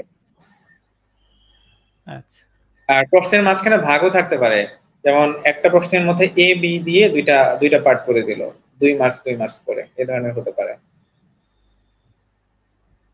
আচ্ছা। আচ্ছা, তো এরপর আসলে পিজিসিবি তে কেন চাকরি করব, এই জিনিসটা যদি বলি, পিজিসিবি তে কেন আমি একজন মেকানিক্যাল গ্রাজুয়েট হিসেবে কেন পিজিসিবি তে আসবো? পিজিসিবি তো সম্পূর্ণ একটা ইলেকট্রিক্যাল প্রতিষ্ঠান। আসলে এই পিজিসিবি কিন্তু মেকানিক্যালের স্কোপ খুব কম, মানে মেকানিক্যাল ইঞ্জিনিয়ার হিসেবে পিজিসিবি তে চাকরি করার মানে নিজের নলেজটাকে ইউজ করার স্কোপ খুব কম। পিজিসিবি তে মেকানিক্যাল ইঞ্জিনিয়ারদের মোটামুটি ইলেকট্রিক্যাল ইঞ্জিনিয়ার হয়েই কাজ করতে হয়, যদিও কর্মক্ষেত্রে ইলেকট্রিক্যাল মেকানিক্যাল ভেদাভেদ নেই, যেখানে ইলেকট্রিক্যালের পদায়ন হয় সেখানে মেকানিক্যালের পদায়ন হয়, মানে ইলেকট্রিক্যাল মেকানিক্যাল বলতে গেলে কিছু কিছু ক্ষেত্র ব্যতীত সেম। ইলেকট্রিক্যালের যেখানে পদায়ন হয় যে সকল জায়গায়, মেকানিক্যালের সে সকল জায়গায় পদায়ন হয়, সেই সেম কাজগুলাই করতে হয়। তো আসলে বাংলাদেশের চাকরির ক্ষেত্রে আমরা যতটা না ইঞ্জিনিয়ার, তার থেকে বেশি হচ্ছে ম্যানেজার, মানে ম্যানেজমেন্ট রিলেটেড কাজগুলা বেশি করতে হয়। সো ম্যানেজমেন্ট রিলেটেড কাজগুলা করার জন্য নর্মাল ইঞ্জিনিয়ারিং নলেজই যথেষ্ট আমার মনে হয়। নর্মাল ইঞ্জিনিয়ার আমরা 4 বছর ইঞ্জিনিয়ারিং পড়ালেখা করে যে নলেজটুকু আমরা অর্জন করতে পেরেছি, আমার মনে হয় সেটা ইঞ্জিনিয়ারিং ম্যানেজমেন্টের ক্ষেত্রে যথেষ্ট। আর যতটুকু ইঞ্জিনিয়ারিং কাজ করতে হয়, এটা আসলে মেকানিক্যাল ইঞ্জিনিয়ারদের জন্য খুব কঠিন কিছু না, কারণ মেকানিক্যাল ইঞ্জিনিয়ারদেরকে বলা হয় হাফ ইলেকট্রিক্যাল ইঞ্জিনিয়ার বলতে গেলে। যেহেতু পড়ালেখা আমরা মনে করেন অবস্থাতেই engineer, হ্যাঁ, মানে পড়ালেখা অবস্থাতেই অর্ধেক ইলেকট্রিক্যাল ইঞ্জিনিয়ার, তো কর্মক্ষেত্রে এসে ফুল হয়ে যায় আর কি। আচ্ছা আচ্ছা। যদি সে পিজিসিবি আর হ্যাঁ, বলো। মেকানিক্যাল ইঞ্জিনিয়ার যদি পিজিসিবি জব করে তাহলে হচ্ছে সে কর্মক্ষেত্রে প্রায় ফুল ইঞ্জিনিয়ার, ফুল হচ্ছে ইলেকট্রিক্যাল ইঞ্জিনিয়ার হয়ে যাচ্ছে, হ্যাঁ, এই তো। মানে ফুল ইলেকট্রিক্যাল ইঞ্জিনিয়ার হয়ে যাচ্ছে, তবে আমরা যে কাজগুলাকে আসলে ইলেকট্রিক্যাল কাজ বলি, এর মধ্যে আসলে 60-70% মেকানিক্যাল কাজ বলতে গেলে। আচ্ছা পিওর ইলেকট্রিক্যাল তো আসলে ওই লেভেলের না। আমি ইলেকট্রিক্যাল, পিওর ইলেকট্রিক্যাল কোনটাকে বলবো, আমি যেখানে যাব মেকানিক্যাল তো অবশ্যই থাকবে। আমি যদি ওই সেন্সে চিন্তা করি, হ্যাঁ তাহলে হ্যাঁ। 60-70% অবশ্যই ইলেকট্রিক্যাল কাজের মধ্যেও 60-70% মেকানিক্যাল কাজ থাকে। আর বিশেষ করে ট্রান্সফরমার তো মেকানিক্যালদের, ট্রান্সফরমার মোটর, মানে এটা শুধুমাত্র ইলেকট্রিক্যালের মানে ছেড়ে দেওয়া ঠিক না, এটা এখানে মেকানিক্যালের অংশ আছে। কুলিং, ট্রান্সফরমার যে আমাদের মেইনটেনেন্সের একটা বড় অংশ হচ্ছে কুলিং, আর কুলিং তো ইলেকট্রিক্যাল পার্ট না, কুলিং তো পুরোটাই মেকানিক্যাল পার্ট। এই আচ্ছা ধরনের এখানে অনেক ক্ষেত্রে ট্রান্সমিশন লাইন, ট্রান্সমিশন টাওয়ার সব তো মেকানিক্যালের মধ্যেই পড়ে। আচ্ছা হ্যাঁ, ভালো কথা, টাওয়ার বিষয় যেটা আর কি, টাওয়ার তো একটা পুরোটা হচ্ছে স্ট্রাকচারাল জিনিস। তো সেক্ষেত্রে কি হ্যাঁ, মেকানিক্যাল ইঞ্জিনিয়ারদের কোনো নলেজ এই টাওয়ার বানানোর ক্ষেত্রে মানে বা হচ্ছে কোনো কাজে লাগে? আমাদের পৃথিবীতে ডেডিকেটেড একটা ডিভিশন রয়েছে, টিএলডি বা ট্রান্সমিশন লাইন ডিভিশন, ঠিক আছে? TLD, transmission line design, sorry transmission line design. তো এই ডিজাইন দপ্তরটা এটা মূলত মেকানিক্যাল ইঞ্জিনিয়ারদের দপ্তর। টিএলডি দপ্তরে বেশিরভাগ ইঞ্জিনিয়ারিং মেকানিক্যাল ইঞ্জিনিয়ার, আচ্ছা দুই একটা কিছু কিছু ক্ষেত্রে ইলেকট্রিক্যাল ইঞ্জিনিয়ার থাকতে পারে, তবে বেশিরভাগই হচ্ছে মেকানিক্যাল ইঞ্জিনিয়ার। ট্রান্সমিশন লাইন, সেটা ট্রান্সমিশন টাওয়ার, সেটা হতে পারে ট্রান্সমিশনের যে ওয়্যার বা ট্রান্সমিশনের যে আমরা কন্ডাক্টর দেখি, সেই কন্ডাক্টর ডিজাইন, হ্যাঁ, সব ক্ষেত্রে মেকানিক্যাল ইঞ্জিনিয়ারই করে থাকে। আচ্ছা, তো আচ্ছা। আমার এটা তোমার হচ্ছে স্লাইডে যেটা আছে এটা নাকি ওই যে বেনিফিটস, স্যালারি এন্ড পার্কস লুট। স্যালারি বেনিফিটস, সেটা আসলে জয়েন করার পরে রিয়েলটা বোঝা যায়। অনেকেই প্রথমে মনে করে যে পাওয়ার সেক্টরে জবগুলা পয়সার মনে পয়সা। হয় 1 লাখ টাকা স্যালারি, হ্যাঁ, পাওয়ার সেক্টরে জব মানে 1 লাখ টাকা, কিন্তু 1 লাখ টাকা স্যালারি হতে হতে আসলে অনেক সময় লাগে। আমরা তো মনে করি যে পাওয়ার সেক্টর মানে 6 ডিজিট দিয়ে শুরু। 6 ডিজিট দিয়ে শুরু, আসলে 6 ডিজিটের কাছাকাছি, তো এই জন্য 6 ডিজিট বলা হয়, কিন্তু 6 ডিজিট পর্যন্ত পৌঁছাতে অনেক সময় লাগে, বিশেষত পিসিসিবিতে স্যালারিটা একটু সবচেয়ে কম। পাওয়ার সেক্টরে সবচেয়ে বেশি স্যালারি হচ্ছে জেনারেশনে বেসিক 52, আর তারপরে হচ্ছে ডিস্ট্রিবিউশনের বেসিক 51, এরপরে হচ্ছে ট্রান্সমিশন অর্থাৎ পিজিসিবি স্যালারি 50। আগে সম্ভবত স্যালারিটা ইউনিফর্ম লেভেলেই ছিল, পিজিসিবির স্যালারিটা একটু বেশি ছিল আর কি, পিজিসিবির অ্যাসিস্ট্যান্ট ইঞ্জিনিয়ার লেভেলের স্যালারিটা বেশি ছিল, কিন্তু মাঝখানে একটা সময়ে আমাদের যারা স্টাফ লেভেলে যারা রয়েছে কর্মচারী, সেই কর্মচারীদের একটা আন্দোলনের মুখে, অর্থাৎ কর্মচারীরা তারা অফিসারদের কাছাকাছি, অর্থাৎ বেতন বৈষম্য কমানোর একটা আন্দোলন করে। সেই বেতন বৈষম্য কমানোর আন্দোলনে তাদের বেতন তো বাড়াই নাই, বরং হচ্ছে অফিসারদের বেতন কমাই দিছে। আচ্ছা তো সেই জন্য পিজিসিবির একটু কম। পিজিসিবির অ্যাসিস্ট্যান্ট ইঞ্জিনিয়ারের স্টার্টিং স্যালারি বেসিক 50,000, এরপরে হাউস রেন্ট ঢাকা সিটির মধ্যে 60%, আর ঢাকা সিটি ব্যতীত অন্যান্য সিটি যেগুলো রয়েছে, অন্যান্য সিটি এবং সাভার এরিয়ার মধ্যে 50%, আর এর বাইরের যে এরিয়াগুলো আছে সেই এরিয়াগুলোতে 40% হাউস রেন্ট। আর এছাড়া কনভেন্স অ্যালাউন্স রয়েছে অ্যাসিস্ট্যান্ট ইঞ্জিনিয়ারদের জন্য 3,500 টাকা। এছাড়া বিদ্যুৎ ভাতা রয়েছে, বিদ্যুৎ ভাতা সম্ভবত 300 ইউনিটের সমমূল্য পাওয়া যায়। এছাড়া মেডিকেল অ্যালাউন্স রয়েছে, মেডিকেল অ্যালাউন্স হচ্ছে বছরে 2 বেসিক পরিমাণ, সেটা রিইম্বার্স করে নিতে হয়, অর্থাৎ অ্যাকচুয়াল কস্টের উপর ভিত্তি করে সর্বোচ্চ 2 বেসিক। অর্থাৎ অ্যাসিস্ট্যান্ট ইঞ্জিনিয়ার কেউ চাকরিতে ঢোকার পরে 1 বছরে 1 লাখ টাকা সে মেডিকেল খাতে তুলতে পারবে বিভিন্ন ধরনের ভাউচার দেখিয়ে। আর এরপরে বোনাসের ক্ষেত্রে যদি বলি, তো অন্যান্য চাকরির মতোই বছরে 3টা বোনাস, 2টা ঈদ বোনাস, একটা বৈশাখী বোনাস। বৈশাখী বোনাস 20% বেসিক স্যালারির, ঈদ বোনাস 100% বেসিক স্যালারির, 2টা। আর এছাড়া একটা বোনাস সাধারণত মিনিস্ট্রি থেকে দিয়ে থাকে, সকল পাওয়ার সেক্টরে দিয়ে থাকে পারফরমেন্সের উপর ভিত্তি করে, যে মিনিস্ট্রির সাথে যে পাওয়ার সেক্টরের কোম্পানিগুলো রয়েছে, কোম্পানি বা সংস্থা যেগুলো রয়েছে, এদের একটা এগ্রিমেন্ট হয়, অ্যানুয়াল পারফরমেন্স এগ্রিমেন্ট। সেই এগ্রিমেন্ট অর্থাৎ ওই এপি এর উপর গ্রেডিং করে মিনিস্ট্রি, কতটুকু আসলে অ্যাচিভ করতে পেরেছে তাদের টার্গেট সেটার উপর। তো ওই টার্গেটের উপর, ওই মার্কসের উপর আসলে একটা বোনাস দেয় মিনিস্ট্রি, একটা সে 1 বেসিক বা 1.5 বেসিক মিনিস্ট্রি বোনাস দেয়, সেই বোনাসটা ডিস্ট্রিবিউট করে দেওয়া হয় এমপ্লয়ীদের মধ্যে। এছাড়া আরেকটা বোনাস হচ্ছে যেটাকে আমরা বলি প্রফিট বোনাস, প্রফিট শেয়ার এরকম টাইপের কি? Profit share. এটা আসলে কোম্পানি হওয়ার জন্য একটা সুবিধা, মানে আচ্ছা পাওয়ার সেক্টরের যে ইউটিলিটি গুলো রয়েছে, কোম্পানি নাম হওয়ার কারণে একটা সুবিধা রয়েছে, যে যে কোম্পানি আইন অনুযায়ী সেটা হচ্ছে কোম্পানি যে পরিমাণ প্রফিট করবে, সে ট্যাক্স প্রদানের আগে ওই প্রফিটের 5% ডব্লিউটিপিএফ অর্থাৎ ওয়ার্কার্স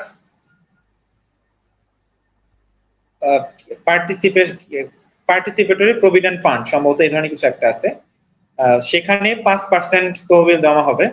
ওই 5%-এর মধ্য থেকে 2/3 সকল কর্মকর্তা কর্মচারীদের মধ্যে সমান ভাগে ভাগ হয়ে যাবে।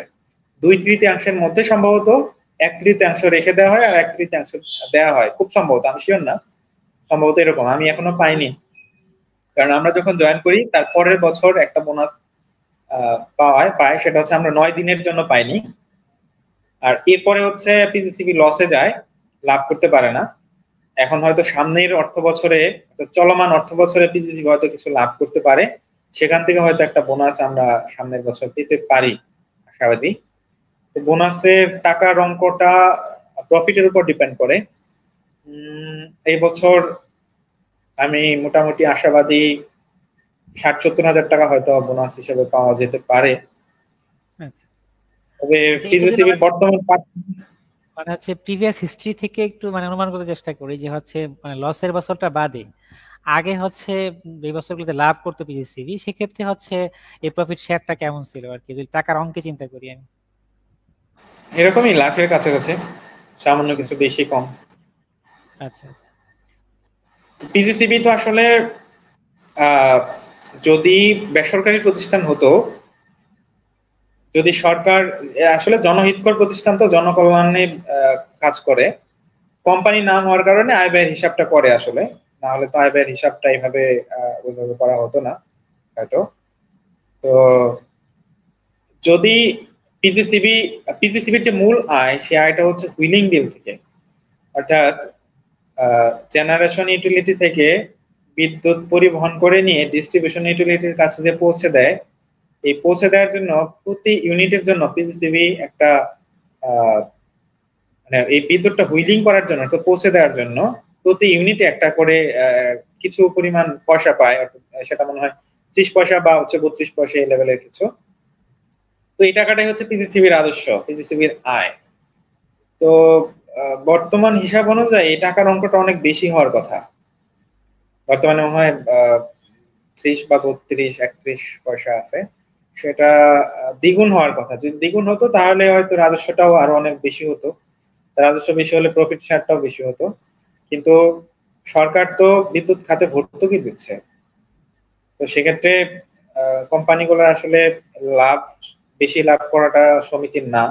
তো সেই জন্য হুইলিং বিলটা ওইভাবে বাড়ানো হয় না, হুইলিং বিল বাড়ানো হয় না বলে প্রফিট বোনাসও খুব বেশি পরিমাণে পাওয়া যায় না। যদি হুইলিং বিলটা ন্যায্য করা হয়, ন্যায্য বলতে মানে যেই হারে বিদ্যুতের দাম হচ্ছে কি বেশি, হ্যাঁ রেট মানে মানে যে বিদ্যুতের হারে হওয়ার কথা ওই হারে যদি হয়, সেক্ষেত্রে প্রফিট বোনাসটা অনেক বেশি হবে। আচ্ছা আচ্ছা। আচ্ছা, এই হচ্ছে বোনাস। আর এই তো গাড়ি টাড়ির এগুলাই সুবিধা, বোনাস। গাড়ি টাড়ির সুবিধা। গাড়ি সুবিধা বলতে 230 কেবি সাবস্টেশন গুলাতে গাড়ি থাকে, আচ্ছা 230 কেবি সাবস্টেশনের ইনচার্জ যারা, তারা গাড়ির সুবিধা পাবে। আর গাড়ি সুবিধা পাবে বলতে অফিসিয়াল কাজের জন্য, আর অফিসিয়াল কাজের জন্য সবাই গাড়ি সুবিধা পায়, অর্থাৎ আচ্ছা অফিস আচ্ছা। থেকে কোথাও পাঠাচ্ছে অফিসিয়াল কাজে, সেক্ষেত্রে গাড়ি সুবিধা পাবে। আর লাইন মেইনটেনেন্স এর কাজে যখন যায়, তখন অবশ্যই গাড়ি নিয়ে যায়, কারণ গাছ কাটার জন্য বা হাবি করার জন্য, রাইট অফ ওয়ে মেইনটেইন করার জন্য গাড়ি পায়। তবে পিক অ্যান্ড ড্রপ সার্ভিসের জন্য, অর্থাৎ বাসা থেকে যাওয়া আসার জন্য অ্যাসিস্ট্যান্ট ইঞ্জিনিয়ার লেভেল থেকে কোনো গাড়ি সুবিধা পায় না, কনভেন্স অ্যালাউন্স পায় 3,500 টাকা।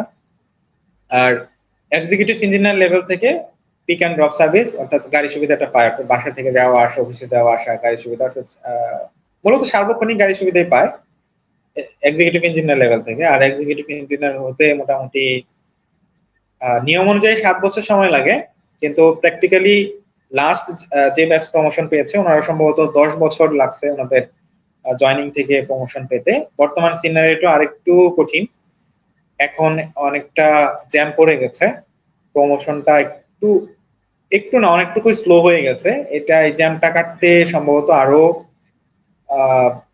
7-8 বছর লাগবে হয়তো, 7-8 বছর পরে আগের মতো সিনারি হতে পারে, যেহেতু ক্যাপাসিটি বাড়ছে পিজিসিবির।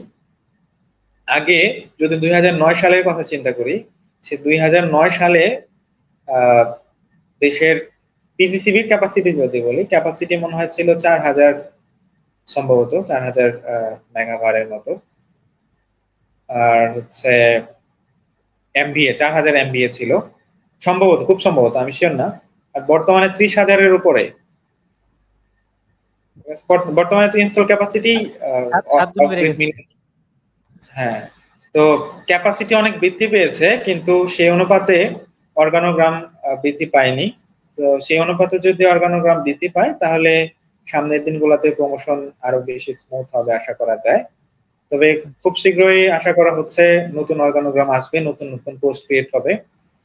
যেমন বর্তমানে 400 কেবি সাবস্টেশন চালু হচ্ছে, নতুন নতুন সাবস্টেশন হচ্ছে।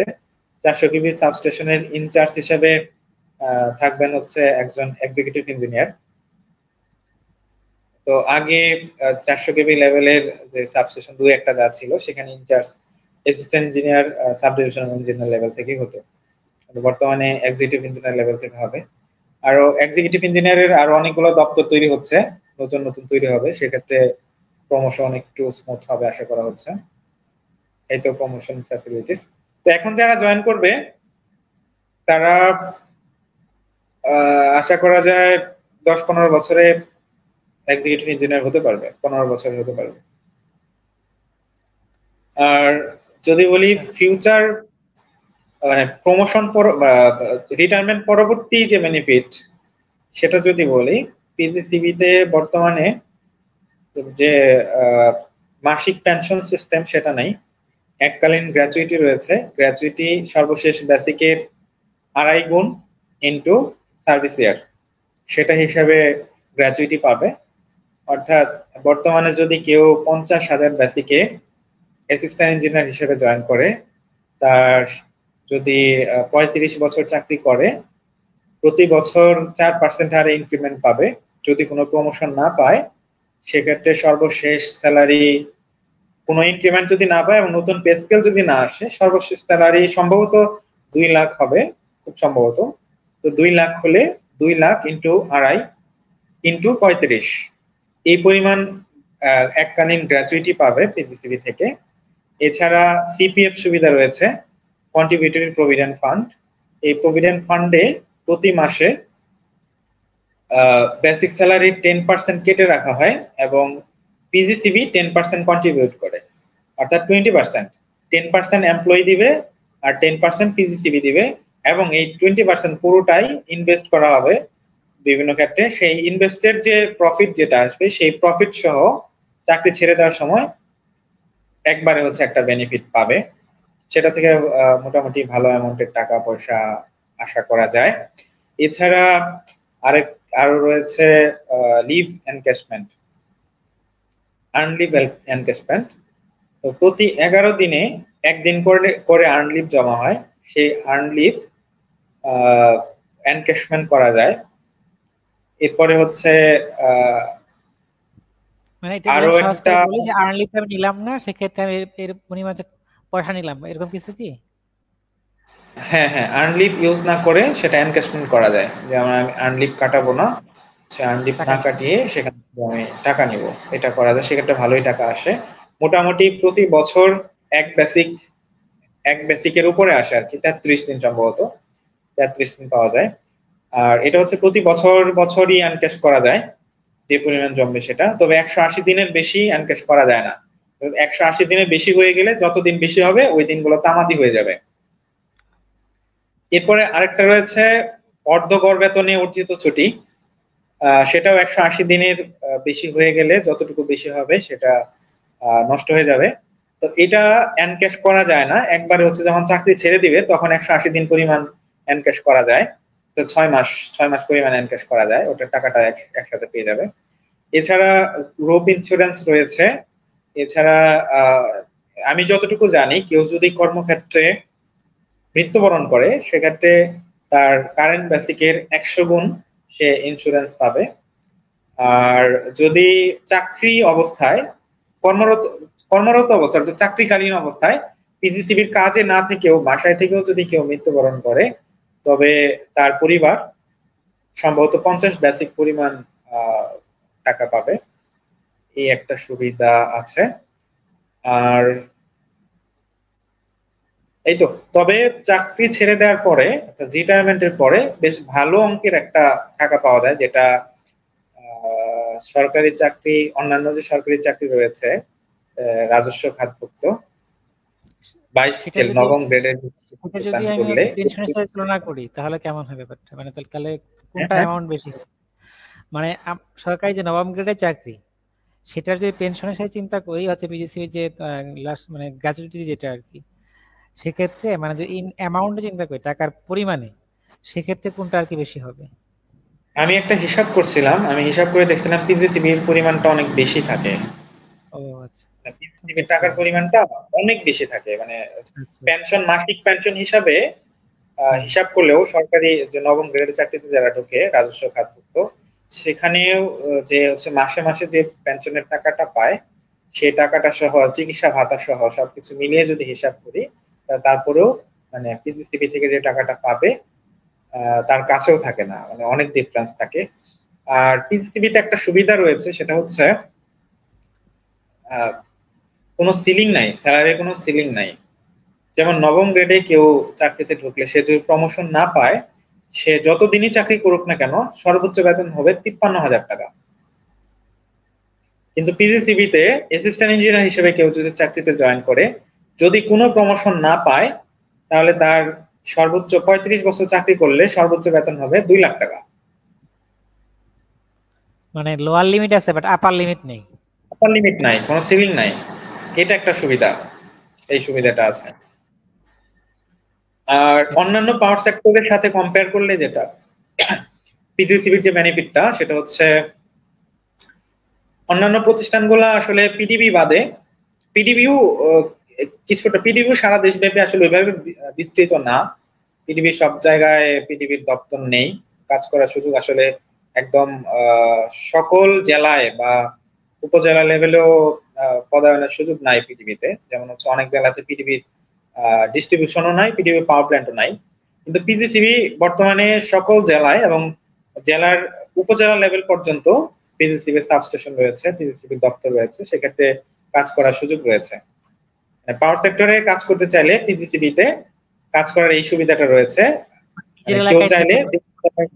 কাজ করতে পারবে, বাড়ির কাছে পদায়নের সুবিধা রয়েছে, বাড়ির কাছে পোস্টিং নেওয়ার সুবিধা রয়েছে, এক্সেলেন্ট।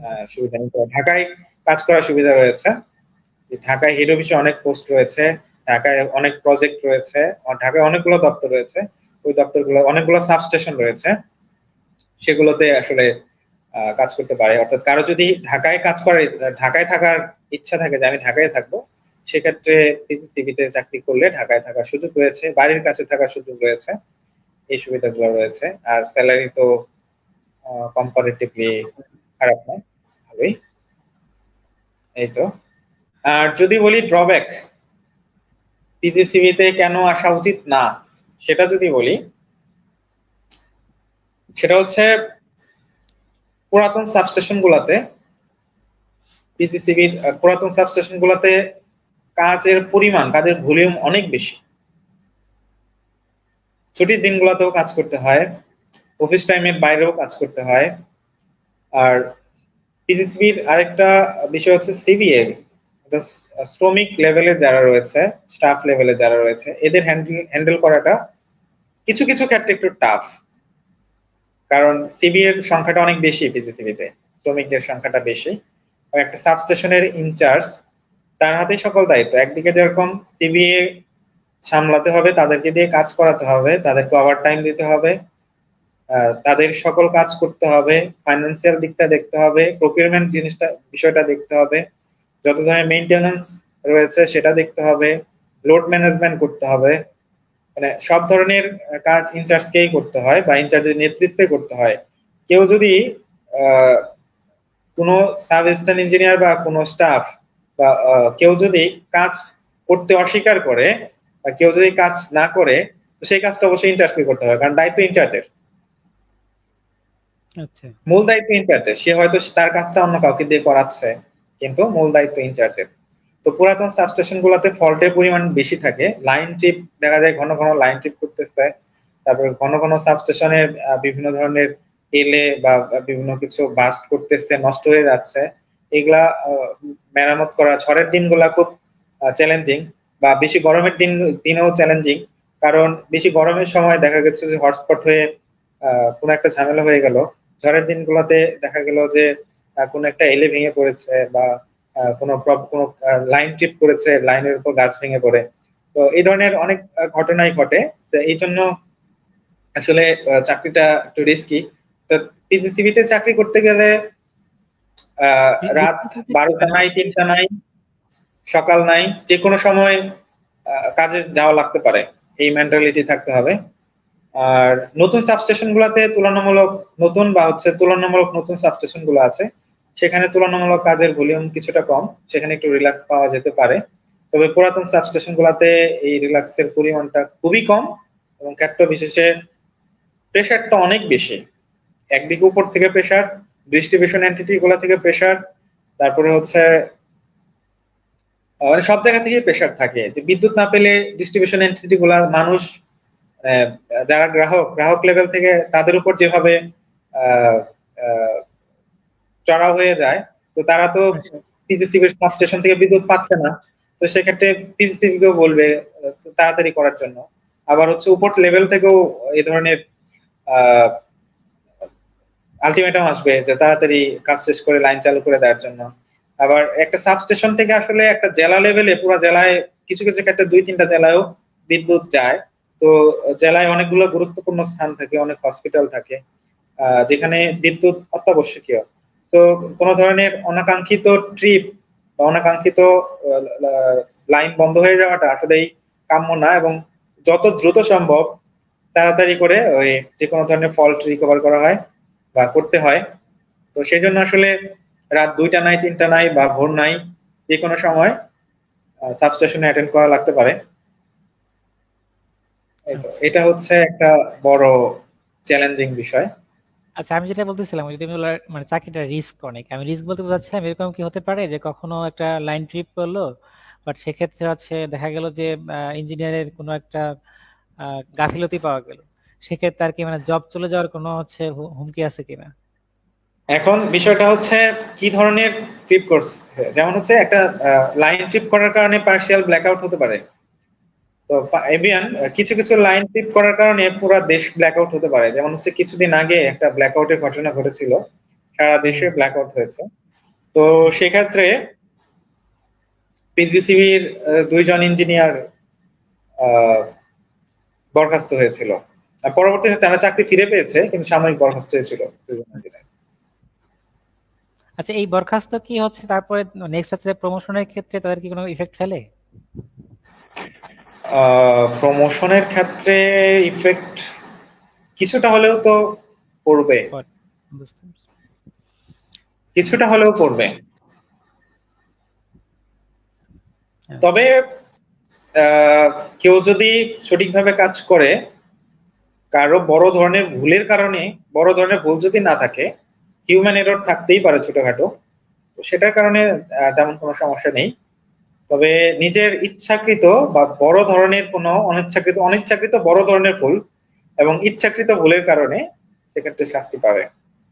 আচ্ছা আচ্ছা, শাস্তিটা বিভিন্ন মাত্রায় হতে পারে, সেটা ডিপার্টমেন্টাল প্রসিডিউর ফলো করে যে শাস্তিটা হয় আর কি, সেটা রুলস রেগুলেশন যেটা থাকে আর কি। আচ্ছা, আর ড্রব্যাক তো অলরেডি বলা হয়ে গেছে না? আচ্ছা, আমাদের হ্যাঁ, এগুলা তো বলা হয়ে গেছে। কম্পারিজন, তো কম্পারিজন বললাম, অন্যান্য পাওয়ার সেক্টর এবং পিজিসিবির মধ্যে কম্পারিজনও বলা হয়ে গেছে। আচ্ছা আচ্ছা,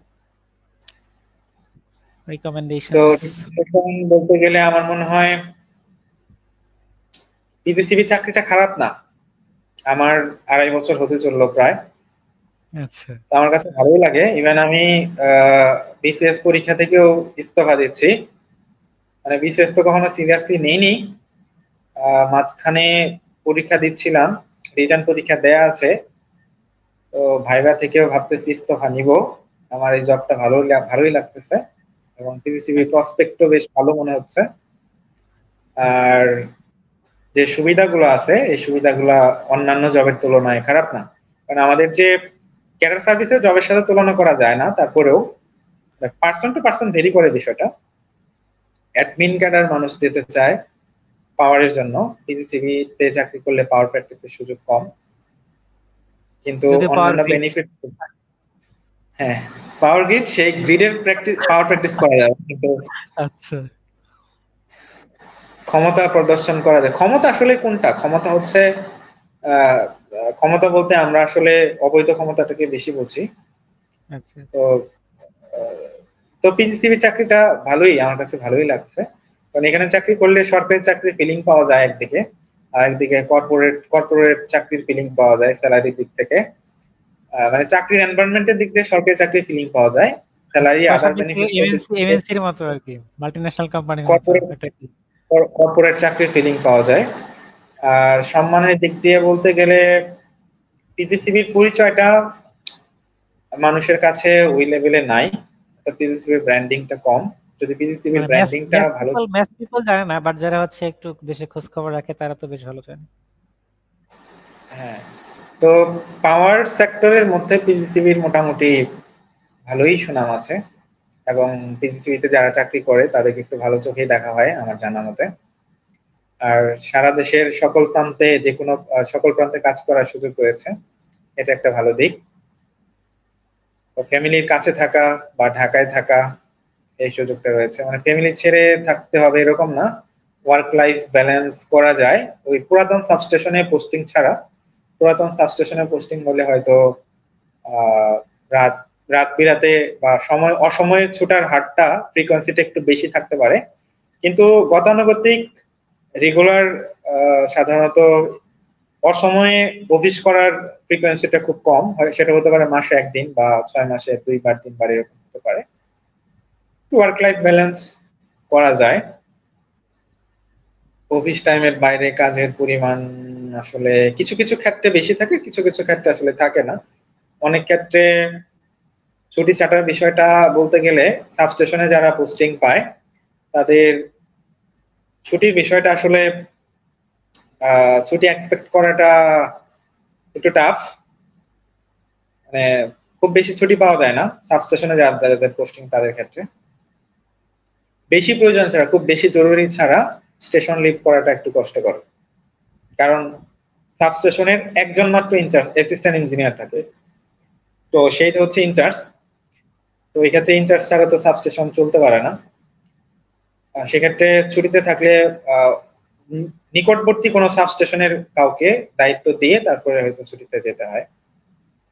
আর আরেকটা বড় বিষয় যেটা, সেটা হচ্ছে ট্রেনিং সুবিধা। ফরেন ট্রেনিং, লোকাল ট্রেনিং বা ফরেন ট্যুর, এই সুবিধাটা ভালোই রয়েছে পিজিসিবিতে। অন্যান্য পাওয়ার ইউটিলিটি বা অন্যান্য চাকরির তুলনায় পিজিসিবিতে একটু বেশি ফরেন ট্রেনিং বা ফরেন ট্যুর পাওয়া যায় আমার কাছে যেটা মনে হয়। আমি কিছুদিন আগে চায়না একটা ট্রেনিং পেয়েছিলাম। আশা করা যায় সামনের বছর আরো হয়তো ইনশাল্লাহ পেতে পারি, বা এই বছরের শেষের দিকে। মানে মোটামুটি 2 বছরে একবার বা 1 বছরে একবার এইভাবে ফরেন ট্রেনিং বা ফরেন ট্যুর, ফ্যাট, এই জাতীয় কিছু পাওয়া যায়। আচ্ছা, এই আর ক্ষেত্রে লোকাল ট্যুরের ট্রেনিং, লেন্থ হচ্ছে, ডিউরেশনটা কতদিন হয় সাধারণত? যেমন আমি ছিলাম 2 সপ্তাহ 16 দিন, মানে 14 দিন যাওয়া আসা, 2 দিন 16 দিন। তো মিনিমাম 1 সপ্তাহ 9 দিন, মিনিমাম নয় আচ্ছা, দিন এক্ষেত্রে অ্যালাউন্স ট্যালাউন্স কিরকম পাওয়া যায় পার ডে হিসেবে যদি চিন্তা করি? পার ডে হিসাবে সরকারি যে নিয়ম, সেই নিয়মটাই অ্যাকচুয়ালি, যদি পিজিসিবির কোনো কাজে বিদেশ যায়, পিজিসিবি যদি বিদেশ পাঠায় সেক্ষেত্রে। তবে আমাদের এই ক্ষেত্রে যেটা হয়, পিজিসিবি তো সাধারণভাবে কোনো ট্রেনিং প্রোগ্রামে ওইভাবে পাঠায় না। তো পিজিসিবি বিভিন্ন ধরনের প্রজেক্টের কন্ডিশন থাকে, পিজিসিবি তে অনেকগুলো প্রজেক্ট হচ্ছে, ওই প্রজেক্টের কতগুলো ক্লজ থাকে টেকনোলজি ট্রান্সফারের জন্য, যে ট্রেনিং করাতে হবে পিজিসিবির এতজন ইঞ্জিনিয়ারকে, ফরেন ট্রেনিং দিতে হবে। সেই প্রজেক্ট থেকে যে ট্রেনিং গুলো হয়, ওই প্রজেক্টের ট্রেনিং গুলাতে প্রজেক্টের ধারাতে যে অ্যালাউন্সটা লেখা থাকে ওই অ্যালাউন্সটা পায় সাধারণত। আর ফ্যাটেও সেম, ফ্যাক্টরি অ্যাকসেপ্টেন্স টেস্ট যেটা, ওই টেস্টের জন্য প্রজেক্টের ফ্যাটের জন্য যে বিদেশ দেওয়া হয়, ওটার জন্য প্রজেক্টের ক্লজে লেখা থাকে যে এই পরিমাণ টাকা দিতে হবে, পে করতে হবে, সেটা হচ্ছে পে করে দেয় এবং সকল খরচ কন্ট্রাক্টর বিয়ার করে। যদি পিজিসিবি কোনো ট্রেনিং অ্যারেঞ্জ করে, বিশেষায়িত কোনো ট্রেনিং, বা পিজিসিবি যদি কাউকে বিদেশে কোনো প্রোগ্রাম অ্যাটেন্ড করার জন্য মনোনয়ন দেয়, সেক্ষেত্রে সরকারের যে নিয়ম, সেই নিয়ম ফলো করেই অ্যালাউন্সটা ড্র করা যায় ফরেন কারেন্সিতে। এবং সেটা আমরা হচ্ছে অ্যাসিস্ট্যান্ট ইঞ্জিনিয়ার লেভেল সম্ভবত সরকারি খ ক্যাটাগরিতে পড়ি আমরা। অন্যান্য নবম গ্রেডের কর্মকর্তা যারা তারা সম্ভবত গ ক্যাটাগরিতে পড়ে, আমরা পড়ি হচ্ছে খ ক্যাটাগরিতে, একটু বেশি অ্যালাউন্স পাওয়া যায়। তবে এই ধরনের ট্রেনিং এর সুবিধাটা খুব সীমিত। আচ্ছা, এখানে যদি একটা অ্যাড করি যে হচ্ছে হায়ার স্টাডির ক্ষেত্রে পিজিসিবি হচ্ছে কোনো মানে স্টাডি লিভ দেয় কিনা বা অন্য কোনো সুযোগ সুবিধা দেয় কিনা? হায়ার স্টাডির ক্ষেত্রে স্টাডি লিভ পাওয়া যায়, তবে পিজিসিবিতে পিএইচডি করার জন্য আসলে হায়ার স্টাডিজের জন্য 3 বছর পর্যন্ত ছুটি কাটানো যায়। 3 বছর পর্যন্ত ছুটি কাটানো যায়, সেক্ষেত্রে পিএইচডি করাটা টাফ হয়ে যায়। পিএইচডি 3 বছরে সাধারণত কমপ্লিট হয় না, সেক্ষেত্রে পিএইচডি টা টাফ হয়ে যায়, তো মাস্টার্স করা যায়। মাস্টার্সের জন্য ছুটি পাওয়া যায় অ্যাভেলেবল। যারা পিএইচডি করতে যায় তারা বেশিরভাগ চাকরি ছেড়ে দিয়ে রিজাইন দিয়ে চলে যায়। আচ্ছা আচ্ছা, এই ক্ষেত্রে কি এরকম কমন প্র্যাকটিস আছে যারা হচ্ছে মানে এখানে মাস্টার্স করে দেন হচ্ছে আবার পিজিসিতে ব্যাক করে? হ্যাঁ, যারা মাস্টার্স করে ব্যাক করে এরকম অনেক আছে, অনেকে চাকরি ছেড়ে দেয়। যারা যারা পিএইচডি করার জন্য যায় তারা পিজিসিবি থেকে চাকরি রিজাইন করেই তারপরে চলে যায়। আচ্ছা আচ্ছা, পিজিসিবি চাকরি রেখে তারপরে যায় না, চাকরি রিজাইন করে পিএইচডি করতে চলে যায়। আমার পরিচিত অনেকেই গেছে, তারা হচ্ছে রিজাইন দিয়েই চলে গেছে। কারণ পিজিসিবির চাকরি রেখে পিএইচডি করাটা টাফ, টাফ বলতে অসম্ভব প্রায়। 3 বছর তো পুরো। হ্যাঁ, আচ্ছা, এরপরে কনক্লুশন। এই তো, তো সব দিক আচ্ছা, মিলিয়ে পিজিসিবিটা ভালো। তো আমি ওয়েলকাম জানাবো যারা মেকানিক্যাল ইঞ্জিনিয়ার যারা রয়েছে, সামনের দিনে পিজিসিবিতে ঢুকবে কি ঢুকবে না এই ধরনের কনফিউশনে রয়েছে, তাদেরকে বলবো যে কনফিউশনের দরকার নেই। পাওয়ার সেক্টরে কাজ করতে চাইলে পিজিসিবি চাকরি অবশ্যই একটা ভালো চাকরি, যদি না তার বিশেষ কোনো প্যাশন থাকে যে আমি পাওয়ার জেনারেশন ইউটিলিটি গুলোতে চাকরি করবো সেক্ষেত্রে। আচ্ছা, এখানে একটা প্রশ্ন ছিল, একজন করছে যে প্রতি বছর কয়জন সাধারণত মেকানিক্যাল ইঞ্জিনিয়ার হচ্ছে নিয়োগ হয়? সাধারণত একটা থাম্ব রুল হচ্ছে ইলেকট্রিক্যাল ইঞ্জিনিয়ারের 10%। 10 ভাগের 1 ভাগ, 4 জন। মানে যদি 10জন হচ্ছে ইলেকট্রিক্যাল হয় তাহলে 1জন হচ্ছে মেকানিক্যাল। এটা এটা হচ্ছে একটা থাম্ব রুল টাইপের। আচ্ছা আচ্ছা, বুঝতে পারছি। মানে হচ্ছে 4 জন 5 জন এভাবে নেওয়া হয় আর কি, 2 জন 3 জন 4 জন 5 জন। তো ইলেকট্রিক্যাল ইঞ্জিনিয়ারের পরিমাণটা কম, এই জন্য প্রতিযোগিতা একটু বেশি। মেকানিক্যালি পিজিসিবিতে মেকানিক্যালের চাকরি পাওয়াটা একটু টাফ, প্রতিযোগিতাটা একটু বেশি। আর মেকানিক্যাল থেকে যারা চাকরি পায় তারা সাধারণত কম্বাইন মেরিট লিস্টে প্রথম দিকে থাকে। কারণ হচ্ছে মেকানিক্যাল থেকে যদি 2 জন চাকরি পায় তাহলে 2 জন হচ্ছে ফার্স্ট এবং সেকেন্ড। আর ইলেকট্রিক্যাল থেকে যদি 20 জন চাকরি পায় সেখানে 1 থেকে 20তম পর্যন্ত থাকবে। আচ্ছা, তো স্বাভাবিকভাবেই ফার্স্ট এবং সেকেন্ড মেকানিক্যাল ইঞ্জিনিয়ার তারা প্রথম দিকেই থাকবে কম্বাইন মেরিট লিস্টে। আচ্ছা, আমি এখানে একটা অ্যাড করি, যেটা হচ্ছে আমাদের যে গেস্ট মনিরুজ্জামান, ও যখন পিজিসিবিতে জয়েন করে সে আলহামদুলিল্লাহ কম্বাইন্ড মেরিট লিস্টে ফার্স্ট পজিশন হোল্ড করছিল আর কি। এর জন্য আমার পক্ষ থেকে লেট হলেও একটা সরাসরি কংগ্রেচুলেশন দিচ্ছি তাকে আমি। এবং আমাদের জন্য এটা খুবই একটা কি বলবো সৌভাগ্য যে ওর মতো একটা ছেলেকে আমরা পেয়ে সরাসরি হচ্ছে তার সাথে কিছু আমরা পরামর্শ শুনতে পারতেছি আর কি। Congratulation Monir. থ্যাংক ইউ, তোমাকেও সময় দেওয়ার জন্য ধন্যবাদ। সবাইকে আসলে পিজিসিবি কে পরিচয় করিয়ে দেওয়ার জন্য এই ধরনের একটা ওয়েবিনার আয়োজন করার জন্য তোমাকে ধন্যবাদ। আর যারা আমার ছোট ভাই বোন এবং যারা বড় ভাই বোন এবং হচ্ছে বন্ধু বান্ধব যারা আমাকে শুনছেন বা শুনবেন, তাদেরকেও আমার পক্ষ থেকে শুভেচ্ছা রইল আগামী দিনের জন্য। আশা করি আগামী দিন দেখা হবে পিজিসিবির কোনো একটা প্রোগ্রামে বা পিজিসিবির কোনো কর্মক্ষেত্রে, কোনো সাবস্টেশনে বা হেড অফিসে। ধন্যবাদ সবাইকে।